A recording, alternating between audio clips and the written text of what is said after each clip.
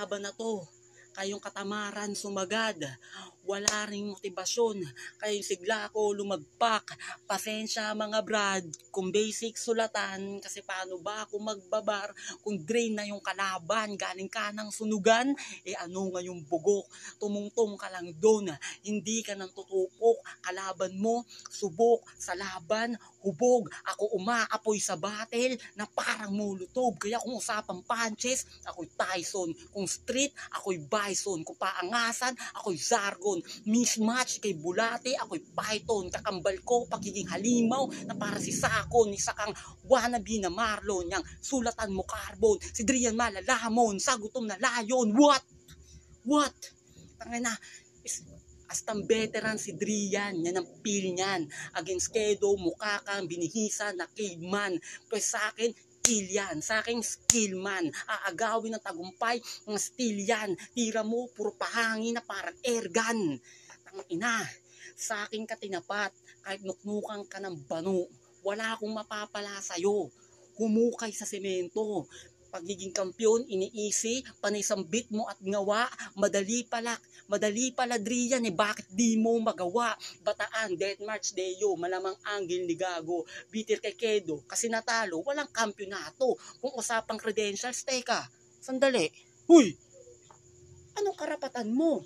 Wala kang ang rights kung usapan titulo. Yung mga palpak mo na angle, predict na at sablay. Panay pira sa bataan na parang pedophile. Kung iyayabang mo sa akin, kaisa-isang battle mo nawak, bakit di mo ko labanan one-on-one doon sa live? Gago. Kung akala mo wala akong info, nagkakamali ka, iho. Isa sa organizer ng battle na to ang palihim kang ginagago. Tarantado. Ano? Requirements? Pangkuha ng requirements? Ayos kagar. 1K per day. 1K per day? Pero nang lili mo sa online sugal, bistado ka na gago. Wala kang maloloko. Anong 1K per day? Lokohin mo lelang mo. Kaya bistado na ang galawan mo, napakabobo. Shoutout kay Andan. Salamat sa info. Pero hindi pa tapos to. Nandito, wala pa tayo sa dulo. Malalaman mo ang totoo. Kung sa battle to gagawin. Labanan mo ko sa live.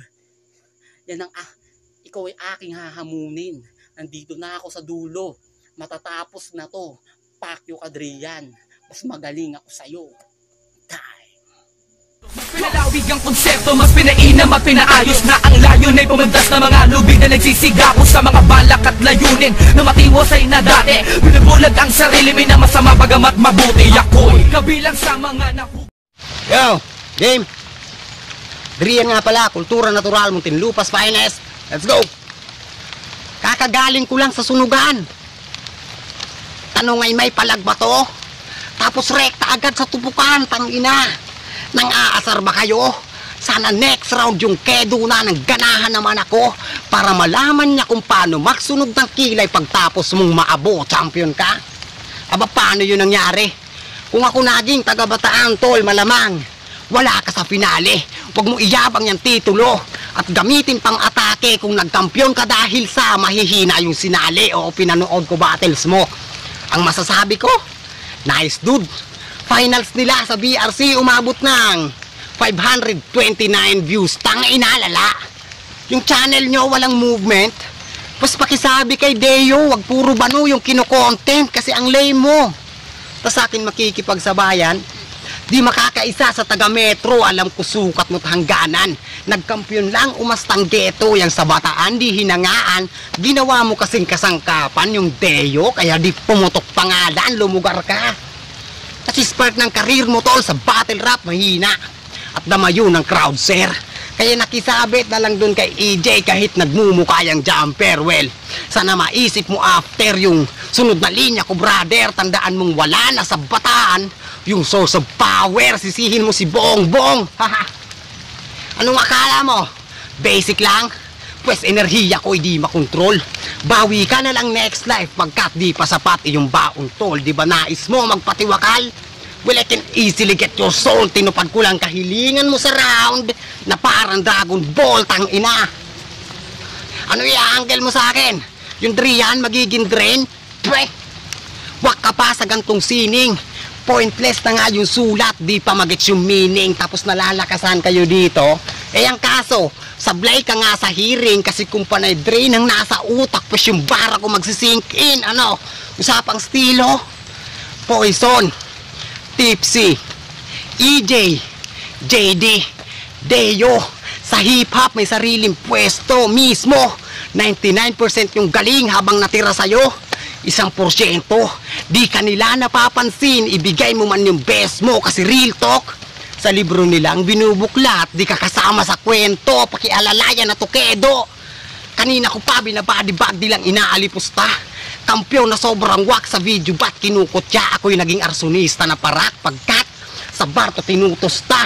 Ano pa bang ginagawa sa Scalawag? Siyempre tinutumba, literal na mabibigo. Pagkat sumugal ka sa larong, di mo alam kung sure win. Break mo to, pwes nilalaro ko lagi clutch, ganun magparoling. Tingin sa'yo, highest card? Well, genocide na tong scene. Kasi kung usapang race, tsak titiklo pagka all in. Fuck you.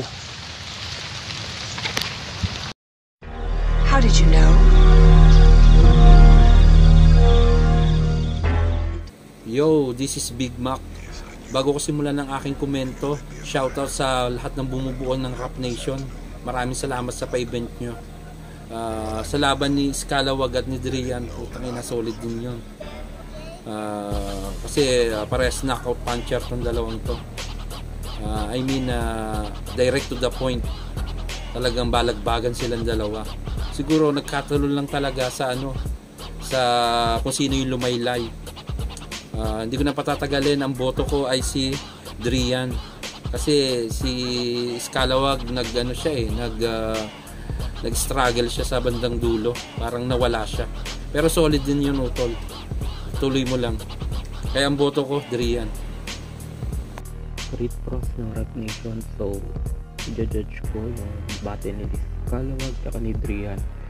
Ang boto ko dito para kay Scalawag kasi mas gusto ko yung laman ng sulat niya. Although maganda yung pag-perform ni Drian kasi siguro nasa outdoor siya no? Samantalang si Scalawag nasa loob ng bahay, para siyang bumubulong, pero mas okay yung mga laman ng sulat niya. Mas nagustuhan ko yun lang. So boto ko Scalawag. Yo, Kuya Tom nga pala ng Shady 45, no? Shoutout sa Rap Nation, no? Sa ang sumunod na laban, Scalawag versus Drian. Isang mabilisan lang ulit tayo, no? Ang boto ko dito si Drian. Ngayon, parehas naman silang magaling. Ang ganda rin ng mga pasok ng mga punchline sa burst ni Scalawag, kaso mas nangibabaw lang si Drian. Ayun, maraming salamat. Congrats sa kanya, good luck sa susunod na laban. So sa laban nila Scalawag tsaka ni Drian, parehas silang gigil sa isa't isa, gusto nila magsuntukan. Ay, joke lang. May lumamang lang sa kanila. So yung kay Drian, maganda yung pagka-setup niya ng yung metron, yung sukatan, tsaka yung Dio ginawang kasangkapan, yung ganun, yung wala na sa bataan yung source, maganda nyo yung pagka-setup niya. Yung kay Scalawag kasi, maganda yung pagka-setup niya ng bison, ng python, malalaman ng gutom na lion, parang ganun. So, yung para sa akin, mas lumamang si Scalawag dito. So, boto ko para kay Scalawag. Sino nga pala, owner of Rap Nation, member of Shady 45. Tupukan round desierto. Drian versus Scalawag. Ang boto ko dito, wala nang pasakali kay Drian. So, buong round, na-maintain lahat ni Drian, yung mga bars niya, entertaining. Yung mga content din niya sa mga bara niya, maganda rin yung mga pagkakapasok, mga pagkakabagsak ng mga linya niya. So, maintain lahat at maganda yung pagkaka-all out niya dito. Kay Scalawag naman, maganda yung sulat, maganda din yung niya, yung mga bars niya. Kaso medyo parang hindi ako na-entertain sa kanya at hindi niya na-maintain. May mga stumble siya ng konti dito. Pero kung nakapag-prepare dito si Scalawag, medyo may tulog si Drian dito. Hindi lang talaga na-execute ng maayos ni Scalawag. Kaya Sa ngayon, kay Drian ako. So, good luck, Drian. Salamat.